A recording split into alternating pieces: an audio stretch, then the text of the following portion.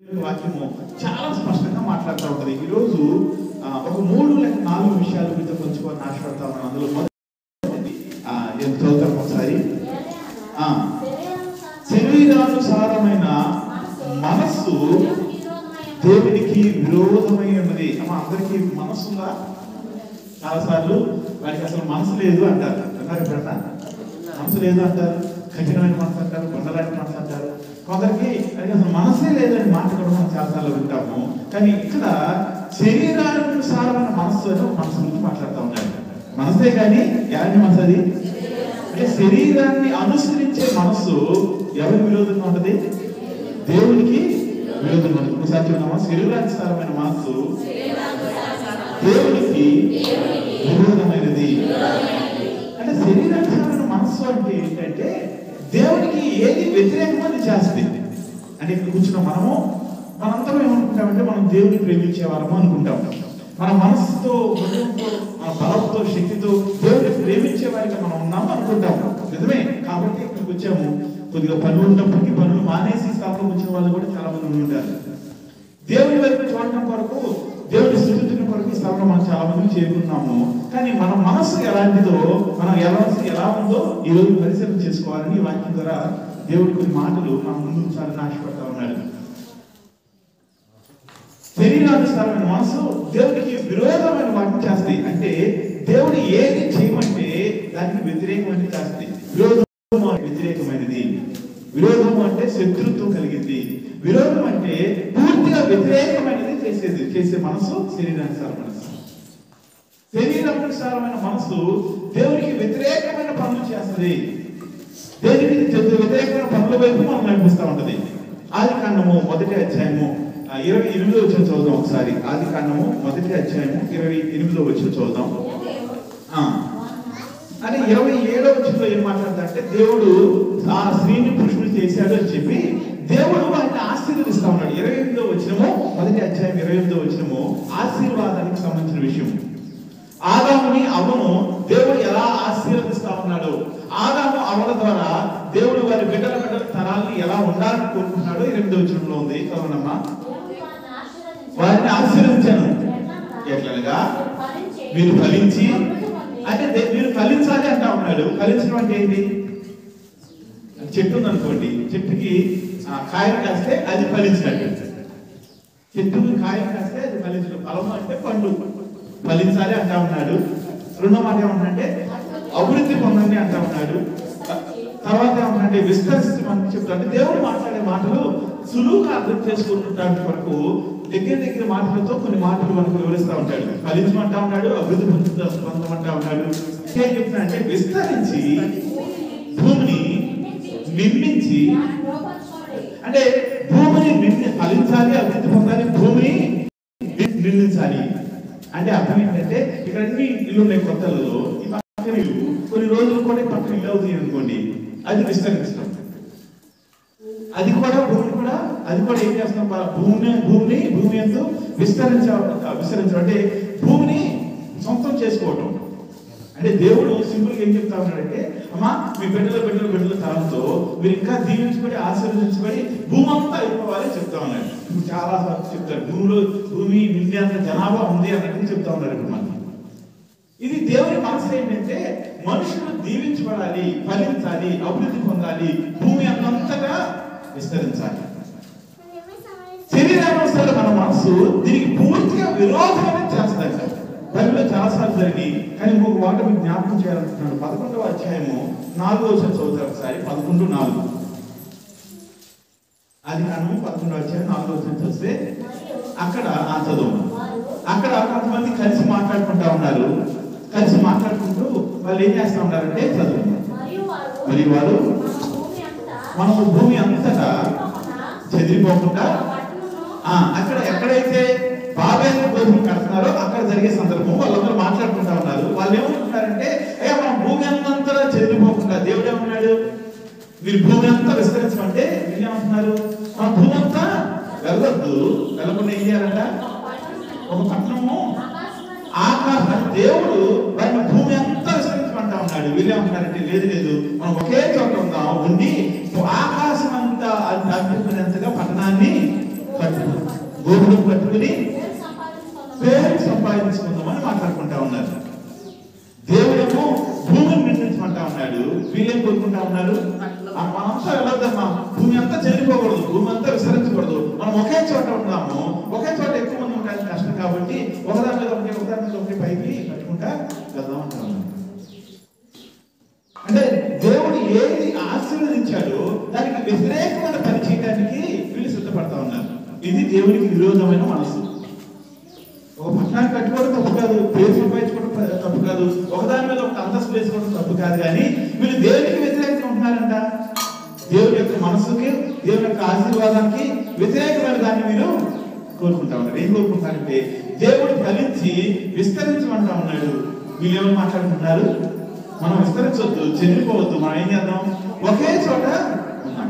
అంటే ఒకే చోట ఉండడం తప్పు కాదు, కానీ వీళ్ళు దేవునికి వ్యతిరేకమైన దాన్ని, అంటే దేవునికి ఆశీర్వాదానికి వ్యతిరేకమైన దాన్ని వీళ్ళు చేయడానికి సిద్ధపడుతూ ఉన్నారు. శరీరానుసారమైన మనస్సు దేవునికి విరోధమైన దాన్ని కోరుకుంటుంది, శరీరానుసారమైన మనస్సు దేవునికి వ్యతిరేకమైనది చేయడానికి సిద్ధపడుతుంది. వాక్యము చాలా స్పష్టంగా మాట్లాడుతూ ఉంది. శరీరానుసారమైన మనస్సు దేవునికి విరోధమైనది. 8వ అధ్యాయము 5వ వచనం చదువు. రోమీయులకు రాసిన పత్రిక 8వ అధ్యాయము 5వ వచనం చదువు. శరీరానుసారులు శరీర విషయం మీద మనస్సుంతురు, ఆత్మానుసారులు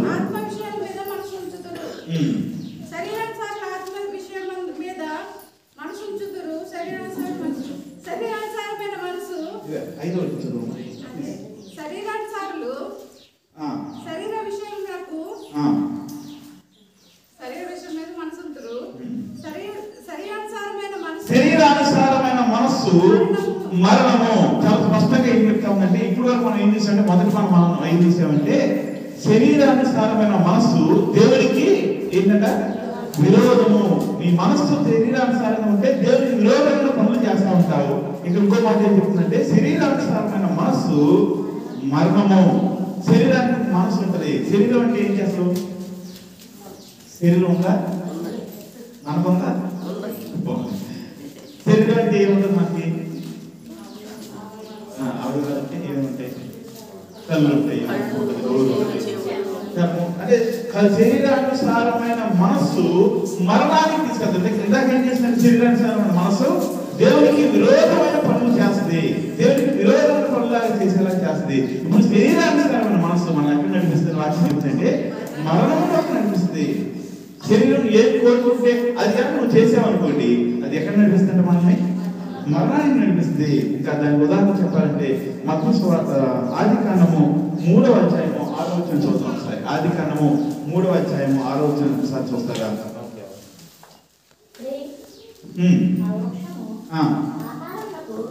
మనందరికి తెలిసిన వచ్చిన చదవబోతా ఉన్నాం. అది ఏంటంటే, దేవుడు ఆదాము అవ్వని ఒక పండు తినొద్దని చెప్పాడు.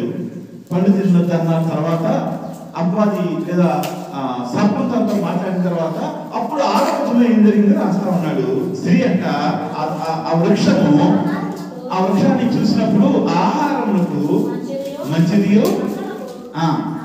కన్ను ఆహారంగా తినడానికి ఏమో మంచిగా అనిపిస్తుంది, కన్నులకు ఎలా కనబడుతుందమ్మా, కన్నులకు అందంగా కనబడతా ఉంది, వివేకమిచ్చు రమ్యమైనది, చాలా బాగుందంట. అప్పుడు దాకా చూసింది, కానీ అప్పుడు చూసినప్పుడు ఏమనిపిస్తుందంటే, తన శరీరానికి కళ్ళు కూడా శరీరంలో భాగమే కదా, ఆ కళ్ళకి ఏమనిపిస్తుందంటే అది చూడగానే అందంగా కనిపించింది, చూడగానే తింటే బాగుంటుంది అనిపించింది, చూడగానే తింటే నాకు ఏదో మేలు జరుగుతుంది అనిపించింది. వెంటనే ఏం చేసిందంటే తను ఆ ఫలం తీసుకుని తింది, అలాగే తన భర్తకు కూడా ఇచ్చింది. తన శరీరం ఏం కోరుకుందంటే, తన కన్ను ఏం కోరుకుందంటే, అప్పుడు దాకా లేని అందము ఆ చెట్లో ఉన్నట్టు కనపడింది. అప్పటిదాకా లేనిది కొత్తగా తనకు కనపడతా ఉంది, రమ్యంగా కనిపించింది. కాబట్టి ఏం చేసిందంటే, తన శరీరం ఏం కోరుకుందో దాన్ని చేయడానికి ముందుకడుగు వేసింది. తన శరీరము ఆ పండు తింటే బాగుంటది, ఆ శరీరము ఆ చెట్టుకి ఉన్న ఫలాన్ని తింటే బాగుంటదని ఎప్పుడైతే అనుకుందో, తను వెంటనే ఏం చేసిందంట, తను తీసుకుంది, తన భర్త కూడా ఇచ్చింది. ఏమైందో తెలుసా, అప్పుడు వారి కళ్ళు తెరపడి. ఆ పైన వచ్చిన చదివితే, ఆ పండు తిని దినమున మీరు నిశ్చయముగా చచ్చెదరు. ఆ పండు మీ జీవితంలోకి మరణాన్ని తీసుకొస్తుంది.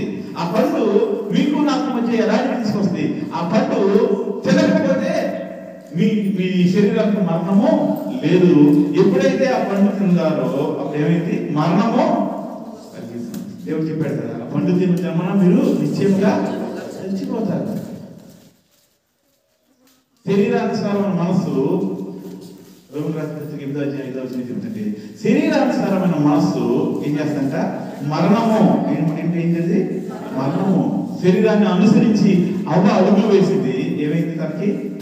తనకి తన భర్తకి తన ప్రపంచం అంతటికి మరణాన్ని తీసుకురావడానికి కారణం ఏంటి తెలుసా? శరీరానుసారమైన తన మనస్సు, తన కన్ను ఏది కోరుకుందో అది చేయడానికి సిద్ధపడింది. వాళ్ళు ఏం ఆలోచన చేశారో దేవునికి వ్యతిరేకమైంది అది చేయడానికి వాళ్ళు సిద్ధపడ్డారు. 3వ వచనం కూడా ఒకసారి చదువుదాం. 8వ అధ్యాయము 7వ వచనము 2వ లైన్ చదువుదాం ఒకసారి. శరీరానుసారమైన మనస్సు, ఇప్పుడు మొదట ఏం చెప్పామంటే దేవునికి విరోధమైనది. శరీరానుసారమైన మనసు ఏంటి? దేవునికి విరోధమైనది. రెండోది శరీరానుసారమైన మనస్సు మరణము. ఏంటిది? మరణము. 3వ చెప్తా ఉన్నాను. అది దేవుని ధర్మశాస్త్రమునకు లోబడదు.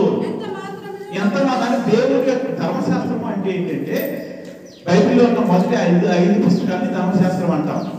ఇంకా మనకి ఈ రోజులో మనం అర్థం చేసుకోవాలంటే దేవుని యొక్క మాట. ధర్మశాస్త్రం అంటే ఏంటి? దేవుని యొక్క మాట. పౌలు కూడా మొదటి 5 గ్రంథాల గురించి చెప్తా ఉన్నాడు. కానీ మనం దాన్ని ఎక్కువగా ఆలోచన చేస్తే, వివరంగా ఆలోచన చేస్తే, స్పష్టంగా అర్థం చేసుకోవడానికి మనం ప్రయత్నం చేస్తే దేవుని యొక్క మాట, శరీరానుసారమైన మనస్సు ఏమైందంట? దేవుని మాటను వినదు, లోబడ నేరదు. ఆ మనస్సుకు ఉండే ఒక విధానం ఏంటంటే ఎట్టి పరిస్థితులు లోబడ నేరదు. శరీరానుసారమైన మనస్సు వాక్యానికి లోబడదు. ఈరోజు మనం ఎట్టి మనస్సును కలిగి ఉన్నామో పరిశీలన చేసుకోవడానికి ఇప్పుడు నేను చెప్పే విషయాలు మనకి చాలా స్పష్టమైన అవగాహన కలిగిస్తాయి. నువ్వు ఎలాంటి నీ మనస్సు దేవునికి వ్యతిరేకమైన పనులు చేస్తా ఉందనుకోండి, నీకు అర్థం చేసుకోవాలి, నేను ఎటువంటి మనస్సు కలిగి ఉన్న వాడిని అంటే నా మనస్సు శరీరానుసారమైన మనస్సు. నా మనస్సును చేసే పనులు దేవునికి నిన్ను దూరం చేస్తామని అనుకోండి. అవలాగా దేవుడికి నీకు వచ్చే ఎడాన్ని సృష్టిస్తున్నాయి అనుకుంటే అప్పుడు అర్థం చేసుకోవాల్సిన విషయం ఏంటంటే నా మనస్సు శరీరానుసారమైన మనస్సు. ఇంకా తేలిగ్గా అర్థం చేసుకోవడం 3వ విషయం చూస్తా ఉన్నాం. నీ మనసు వాక్యానికి లోబడకపోతే, నీ మనసు వాక్యానికి లోబడ లేకుండా ఉన్నట్లయితే, నీ వాక్యానికి లోబడటం కష్టంగా అనిపిస్తే నీవు శరీరానుసారమైన మనస్సు కలిగిన వాడు అని అర్థం చేసుకోవాలి.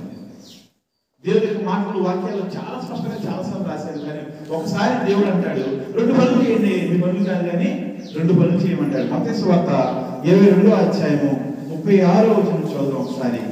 మత్తయి సువార్త 22:36. నీ పూర్ణ బలంతో, నీ పూర్ణ శక్తితో నీ దేవుడిని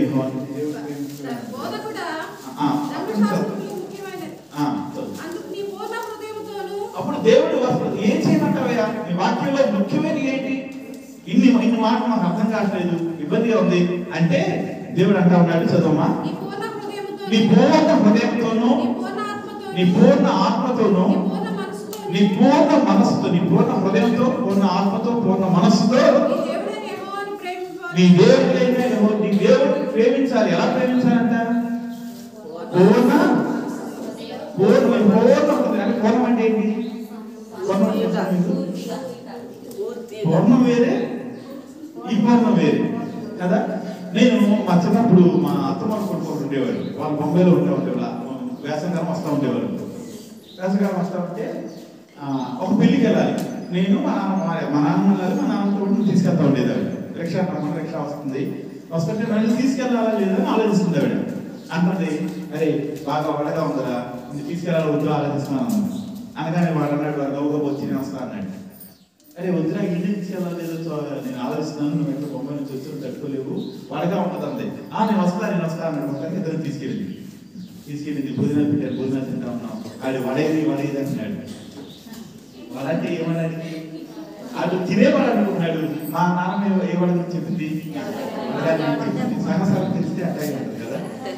మనకి పూర్ణ అనగానే ఏం గుర్తొస్తుంది? మనకి పూర్ణ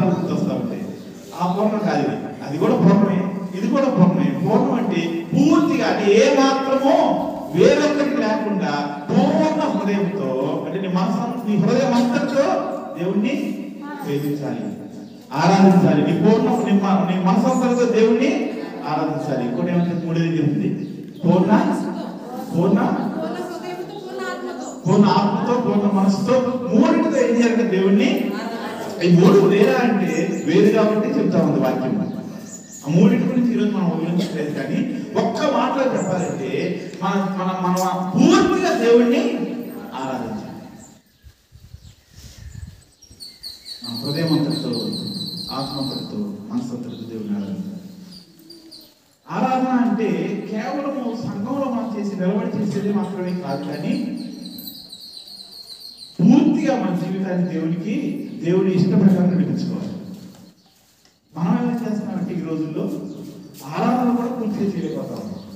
ఆరాధన అంటే దేవుడు ఏమై ఉన్నాడో దాన్ని బట్టి కనపరచడం, దేవుడిని స్తుతించడం, దేవుడిని నీవేనయ్యా ఉన్నతమైన వారు అని దేవుడికి చెప్పడం.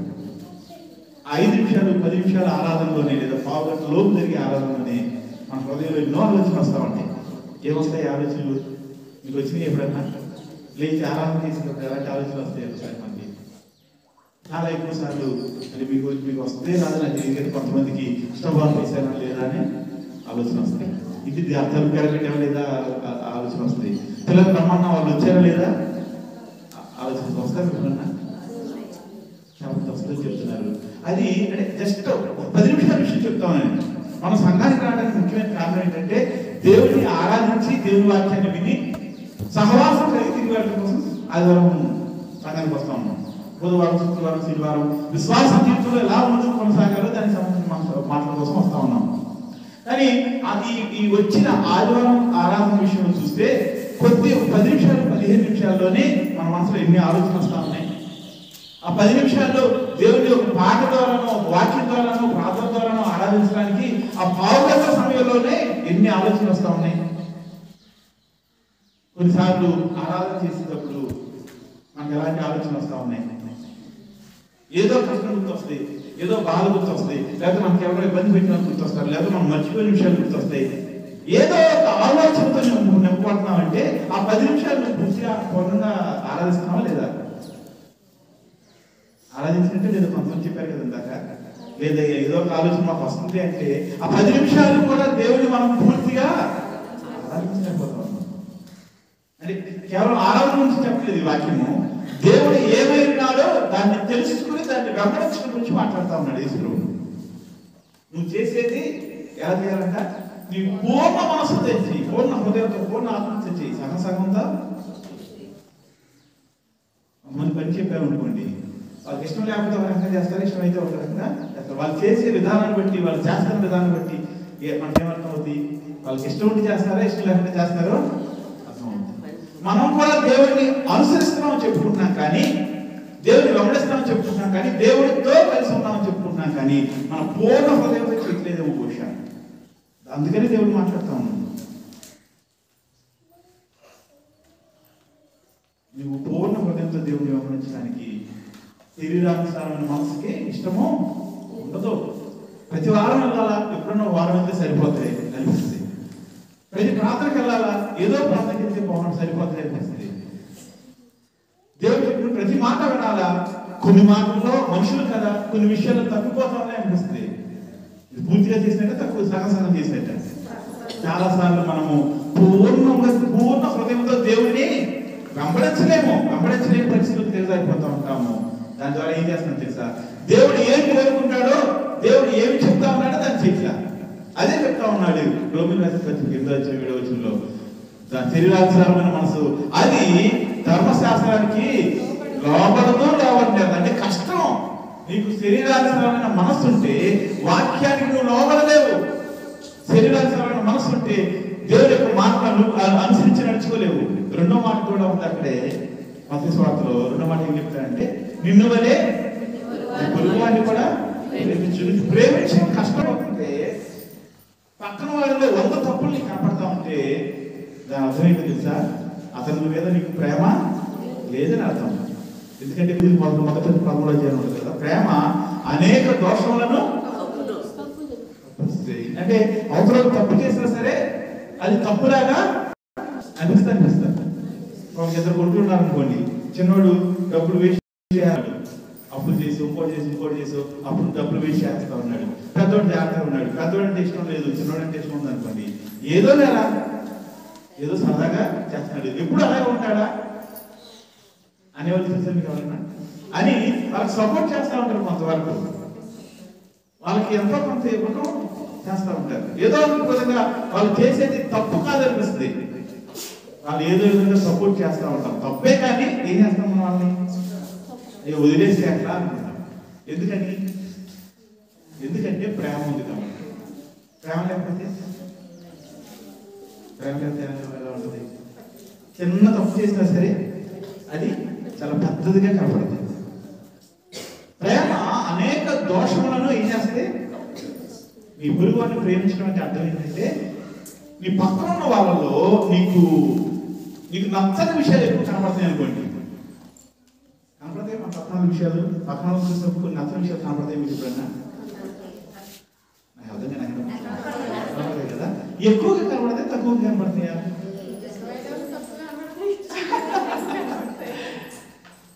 చాలా సార్లు మన మనుషులు ప్రేమించలేము.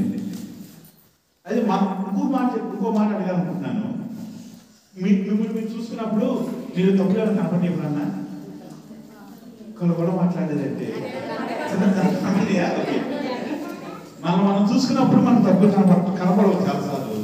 ఒకవేళ కనపడినా చిన్నగా కనపడతాయి, ఎక్కడో ఉన్నట్టే కనపడతాయి. అంటే మీరు దేవుడి దగ్గరికి వచ్చి దేవుడి దగ్గర కూర్చున్నారు కాబట్టి, అడిగేది మీ గారి లాంటి వ్యక్తి కాబట్టి, నాకు ఇప్పుడు తప్పు కనపడలేదు అని చెప్పడానికి కష్టం కాబట్టి కనపడతాయి అంటున్నారు. ఎక్కువ కనపడితే తక్కువ కనపడతాయా? తక్కువ కనపడతాయి అని చెప్తున్నారు. అంటే కుర్చీలో కూర్చోని వాళ్ళు కొంచెం మనస్ఫూర్తిగా మాట్లాడతారు. అంటే కుర్చీలో కూర్చోవడం వాళ్ళు ఇంకోటి కుర్చీలో మనకి మన మీద ప్రేమ ఉంటుంది, మనకి మన అంటే ఇష్టం ఉంటుంది కాబట్టి మనలో తప్పులు మనము కనపడతాం. ఇంకా ఇంకో విషయం చెప్పాలంటే, హృదయము అన్నిటికంటే మోసకరమైంది. ఏం మోసం చేస్తుంది తెలుసా? మీలో తప్పేమీ లేదని చూపిస్తుంది. నువ్వు తప్పంతా చేసిన తర్వాత కూడా పక్కన వాళ్ళు చూసి, అరే ఎందుకు అలా చేస్తున్నావు అమ్మా, ఎందుకు అలా చేస్తున్నావు అయ్యా, నువ్వు చేసేది తప్పు కదా, నువ్వు మాట్లాడేది తప్పు కదా అని మాట్లాడుతూ ఉన్నా సరే హృదయం ఏం చెప్తా ఉంటుంది నీకు? నువ్వు అలా మాట్లాడుతుంటే కుదరదు.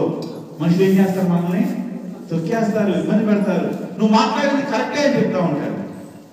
దేవుడు ఏమంటున్నాడంటే, నిన్ను వలె నీ పొరుగు వారిని ప్రేమించు అంటే అర్థం ఏంటంటే, మన పొరుగు వాళ్ళతో తప్పులు ఉంటాయి, తప్పు చేసేవాడు ఉంటాడు. మన పొరుగు వాడు మంచివాడు అయి ఉండకపోవచ్చు, దేవుడికి ఇష్టమైన వాడు అయి ఉండకపోవచ్చు, దేవుడికి వ్యతిరేకమైన పనులు చేస్తూ ఉండొచ్చు, మనల్ని కూడా ఇబ్బంది పెడతా ఉండొచ్చు. కానీ వాటిని పక్కన పెట్టి దేవుడు ఎలా చూస్తున్నాడో, దేవుడు నిన్ను ఎలా చూస్తున్నాడో నువ్వు అలా ఆ పక్కన చూడాలి అని చెప్తా ఉన్నాడు. రెండు విషయాలు చెప్పాడు దేవుడు. అంటే ఖచ్చితంగా చెప్పాలంటే బైబిల్ అంతటినీ కలిపితే ఈ రెండు ఆజ్ఞలే. ఒకటి, ఈ పూర్ణ హృదయంతో, పూర్ణ ఆత్మతో, పూర్ణ మనసుతో దేవుణ్ణి ఆరాధించాలి. రెండోది, నిన్ను వలె నీ పొరుగు వారిని. 10 ఆజ్ఞలు కూడా దీనిలో నుంచి బయటకు వస్తాయి. 10 ఆజ్ఞల సారాంశం కూడా 2 ఆజ్ఞలు నుండి పోయింది. ఈ రెండు విషయాలు కూడా శరీరానుసారం మన మనస్సు ఇష్టపడదు, శరీరానుసారం మన మనస్సు లోపడదు. ఈ రెండు విషయాలు 10 చేయడం కష్టమా, 2 చేయడం కష్టమా? సహజంగా స్పష్టంగా వివరణ అడుగుతాను. 10 కోట్లు చేయడం కష్టమా, 2 కోట్లు చేయడం కష్టమా? 10 చేయడం కష్టం, 10 కోట్లు చేయడం కష్టం. వాటి సారాంశాన్ని దేవుడు రెండుగా మార్చి చెప్తా ఉన్నాడు. అంటే 10 ఆజ్ఞలు కూడా 2 ముక్కలు చేస్తే ఆ 2 ముక్కలు పైన ఉన్న మొదటి ఆజ్ఞలో కొన్ని, రెండవ ఆజ్ఞలో కొన్ని కలుస్తాయి. 10 ఆజ్ఞలు తెలుసమ్మా? నేను మొన్న ఒక చోటకి బైబిల్ స్టూడెంట్స్ గ్రాడ్యుయేషన్ సార్ వెళ్ళినప్పుడు చాలా సంవత్సరాల క్రితం నేను ఒక గ్రాడ్యుయేషన్ లో ఉన్నా అంటే కింద కూర్చున్నా వినడానికి. నేను కూడా వెళ్ళాను, కార్యక్రమం పిలిస్తే మామూలుగా వెళ్ళాను. ఆ గ్రాడ్యుయేషన్ లో మాట్లాడటానికి వచ్చినాయి. గ్రాడ్యుయేషన్ అంటే అర్థం ఏంటంటే, బైబిల్ కాలేజీలో తరబీదు అయిన వాళ్ళు ఆ కోర్సు ముగించిన తర్వాత వాళ్ళు గౌన్స్ చేసి పట్టాలు ఇచ్చి పంపిస్తారు, సర్టిఫికేట్ ఇచ్చి పంపిస్తారు. గ్రాడ్యుయేషన్ అంటే అది. ఆయన ఆ రోజు మాట్లాడటానికి ఒక ఆయన పిలిచారు, చాలా పెద్ద వ్యక్తి పిలిచారు. ఆయన వచ్చి సర్టిఫికేట్ ఇచ్చే ముందు ప్రశ్న అడుగుదాం అనుకుంటున్నాను, సమాధానం చెప్తారా అన్నాడు. చెప్తామని అన్నాను. అయితే 10 ఆజ్ఞలు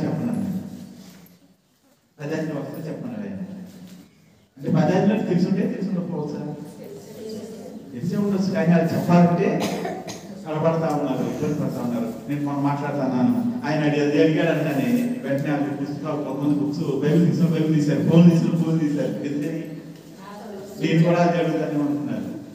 నేను పూర్తిగా అదే పుస్తకం అడగట్లేదు, కానీ 10 తెలుసు కదా మనకి.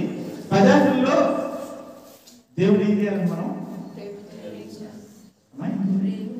ప్రేమించమని చెప్తాడే. వేరే విగ్రహం చేసుకోకూడదు, వేరే దాన్ని మొక్కకూడదు, నీకు వేరే దేవుడు ఉండకూడదు అని చెప్తాడు. మిగతా ఏం చెప్తాడంటే నరహత్య చేయకూడదు, వ్యభిచారం చేయకూడదు, నీ పొరుగు వాడిని. అంటే నరహత్య అంటే ఏంటి? వేరొక మనిషిని చంపివేయడం. నిన్ను నువ్వు చంపుకోవాలనుకుంటావు ఎప్పుడన్నా అనుకో, నిన్ను గాయపరచుకోవాలనుకుంటావా అనుకో. కాబట్టి నిన్ను ఎలా గాయపరచుకోకూడదు నువ్వు అనుకుంటావో పక్కన అనుకోవడం నువ్వు అలా గాయపరచకూడదు. నీ భార్యని వేరొక తప్పు చేయడానికి ఎలా ఇష్టపడకూడదు అనుకుంటావు నువ్వు, అలాగే వేరొక భార్యతో పాటు నువ్వు తప్పు చేయకూడదు. ఇలాంటి విషయాలను చెప్తా ఉన్నాడు. వీటన్నిటి సారాంశంగా దేవుడు 2 మాటలు చెప్తా ఉన్నాడు, 2 ఆజ్ఞలుగా చెప్తా ఉన్నాడు. మన మనసు శరీరానుసారం మనసు వీటిని లోపడదు, దేవుని మాటకు లోపడదు, దేవుని సన్నిధికి రావడానికి లోపడదు, దేవుని సన్నిధిలో కొనసాగడానికి లోపడదు, పొరుగువారిని ప్రేమించడానికి లోపడదు. ఏది ఇష్టమో దాన్ని చేసుకుంటా వెళ్ళిపోతాం. దేవుని ప్రేమించిన వాళ్ళారా, ఈరోజు నీ హృదయము శరీరానుసారంగా ఉందా లేకపోతే ఆత్మానుసారంగా ఉందా? ఆత్మానుసారమైన విషయాల నుంచి ఈరోజు మాట్లాడలేదు, సమయం తక్కువగా ఉంది కాబట్టి. శరీరానుసారమైన మనసు దేవునికి విరోధమైనది. మొదటిది ఏం చూసాం మనం? శరీరానుసారమైన మనసు దేవునికి విరోధమైనది. శరీరానుసారమైన మనస్సు నిన్ను మరణంలో నడిపిస్తుంది. రెండవది చూస్తున్నాం, శరీరానుసారమైన మనసు వాక్యానికి నీకు వాక్యం లోబట్టడానికి చెప్పిన వాక్యం నీకు ఇబ్బందికరంగా ఉంటే, లోబట్టడానికి కష్టంగా ఉంటే అప్పుడు నువ్వు అర్థం చేసుకోవాల్సింది తెలుసా? నీవు శరీరానుసారమైన మనస్సు. ఒక వాక్యం చూసి చూసుకున్నాం, రోమిల పత్రిక 5వ అధ్యాయం 8వ వచనం చదువుతాం. కాగా శరీర స్వభావం కలిగిన వారు దేవుని సంతోషపరచలేరు. అది మనకున్న నష్టం ఏంటంటే, సరే ఏదో మనసు అంటే ఉంది కదా, నష్టంగా ఉంది అని అనుకుంటే, నీకు శరీరానుసారమైన మనస్సు ఉంటే నువ్వేం చేయలేవని చెప్తావు వాక్యము. దేవుడిని నువ్వు సంతోష పెట్టలేవు. సంతోష పెట్టకపోతే ఏం చేస్తావు? ఎంత కష్టపడి చర్చకొచ్చి ప్రార్థన చేసుకుని ప్రార్థనలో పాల్గొంటుంది అన్ని చేసి మన మనసు ఎలాగైతే ఉందో అది దేవుని సంతోషపరిచే మనసు కాకపోతే, దేవుని దుఃఖపెట్టే మనసు అయితే, దేవుని దగ్గరికి వెళ్ళలేని మనసు అయితే ఏం జరుగుతుంది మన జీవితాల్లో? ఉగ్రతను ముందుకుంటే వెళ్ళిపోతున్నాం, నరకానికి వెళ్ళిపోతా ఉన్నాం, దేవుని వ్యతిరేకమైన పనులు చేసేవారికి వెళ్ళిపోతా ఉన్నాం. కారణం ఏంటి తెలుసా? మన మనసు ఎలా ఉంది? శరీరానుసారమైన మనసు. శరీరం ఏది కోరుకుంటే అది, నీ నోరు ఏది కోరుకుంటే అది మాట్లాడుతుందా? నీ కళ్ళు ఏది కోరుకుంటే చూస్తా ఉందా? నువ్వు ఏది చూడాలనుకుంటే అది చూస్తున్నావా? ఏది చేయాలనుకుంటే చేస్తావా? నీ చేతులు ఏ పని కావాలంటే ఆ పని చేయడానికి సిద్ధపడతా ఉన్నావా? నీ కాళ్ళు ఎక్కడికి కావాలంటే అక్కడికి, అది ఏ స్థలమైనా సరే భయం లేకుండా అడుగు పెట్టగలుగుతా ఉన్నావా? నువ్వు అడుగు పెట్టే స్థలము నీ మీద కీడు తీసుకొస్తుందేమో, నువ్వు చూసేది నీ మీద ఉగ్రత తీసుకొస్తుందేమో, నువ్వు మాట్లాడేది రాత్రికాలం మనం చూసాం కదా, నీ మాటలు ఏం చేస్తాయంటే నిన్ను ఎక్కడ దాకా తీసుకెళ్తాయి? నరకానికి దాకా తీసుకెళ్తాయి. దేవుడి ఎదుట దోషిగా నిలబెట్టేదా తీసుకెళ్తాయి. శరీరానుసారమైన మనసుతో నువ్వు ఉంటే నువ్వు దేవుడికి సంతోషపడతావు. ఎవరిని సంతోషపెడతావు తెలుసా? నిన్ను నువ్వు సంతోషపెట్టినట్టు అనుకుంటావు, కానీ నువ్వు ఎవరిని సంతోషపెడతావు? అపవాది. దేవుడి సన్నిధికి వస్తూ, దేవుడి సన్నిధి నుంచి వెళ్తూ, దేవుడి సన్నిధిలో ప్రార్థన చేసుకుంటూ, దేవుడితో కలిసి ఉన్నాం అనుకుంటూ శరీరానుసారమైన మనసు కలిగి ఉంటే మన జీవితం ఎంత భయంకరంగా అయిపోతుందో చూడండి. శరీరానుసారమైన మనసు కలిగి ఉండే కారణం ఏంటంటే, శరీరానుసారులు ఆత్మానుసారులు అని చాలా మాటలు మన దేవుడికి విరోధమైనది చేస్తే ఆత్మ సంబంధమైన మనసు మనల్ని ఏం చేస్తుంది తెలుసా? దేవునికి పిల్లలుగా మార్చుంది. రెండుకి అంత చాలా మంది చూడండి. మనం ఇప్పుడు దాకా 4 విషయాలు చూసాము. ఈ 4 విషయాలు శరీర సంబంధంలో మనసు ఉంటే ఏం జరుగుతుందో చెప్తా ఉంది. ఏం జరుగుతుందో ఒకసారి చెప్తారు, మీరు చెప్పి 4 మాటలు చెప్తారా ఎవరన్నా? మొదటి ఏం జరుగుతుంది? శరీర సంబంధమైన మనసు ఏం చేస్తాయి? దేవుడు విరోధముగా నిన్ను మార్చుద్ది. ఆత్మ సంబంధమైన మనసు ఏం చేస్తుంది? దేవుడి యొక్క పిల్లలుగా మార్చుద్ది, దేవుడి యొక్క స్నేహితులుగా మార్చుద్ది. రెండోది ఏంటంటే చెప్పు, మరణానికి తీసుకెళ్తాయి, దేవుడి దగ్గర నుంచి దూరమైనా తీసుకెళ్తాయి. ఆత్మ సంబంధమైన మనసు నరకానికి వ్యతిరేకము, పరలోకము. ఇక్కడ వాక్యం చెప్తాడు దాన్ని జీవము అని చెప్తా ఉంది. దేవుడి సంబంధమైన మనసు, దేవుని ఆత్మ నువ్వు జీవము కలిగిన వ్యక్తిగా మార్చుద్ది. మూడోది ఏం చేసాం మనం? ఆ వాక్యానికి లోబడదు. అదే దేవుని వాక్యము, దేవుని ఆత్మలో ఉంటే, ఏజ్కేల్ 36:26లో దేవుని ఆత్మ ఉంటే ఆ దేవుడు అంటాడు నా ఆత్మను నీ అందిస్తాను అని. నీ మనసులో కనుక దేవుని ఆత్మ ఉంటే నీకేమవుతుందంట? ఆయన ఆజ్ఞలను కట్టడలను కైకుంటే ఆయన ఏం చెప్తే చేస్తావు. నేను చిన్న చిన్న విషయాలు చెప్తా ఉన్నాను కానీ ఏం చెప్పినా సరే అది నువ్వు చేయడానికి సిద్ధపడతావు. నాలుగో విషయం చూస్తే దేవుడు ఆ శరీర సంబంధమైన మనసు దేవుడిని ఏం చేస్తాడు? అది సంతోషపరుస్తుంది, దుఃఖపరుస్తుంది. ఆత్మ సంబంధమైన మనసు ఒకవేళ దేవుని ఆత్మలో ఉంటే ఆ మనసు దేవుడిని సంతోషపెడతా, దుఃఖపెడతా. అట్టి కృప దేవుడు మనందరికీ ఇచ్చినట్లుగా మనందరం కలిసి ప్రార్థన చేసుకున్నాం. ప్రార్థన చేసుకున్నాం.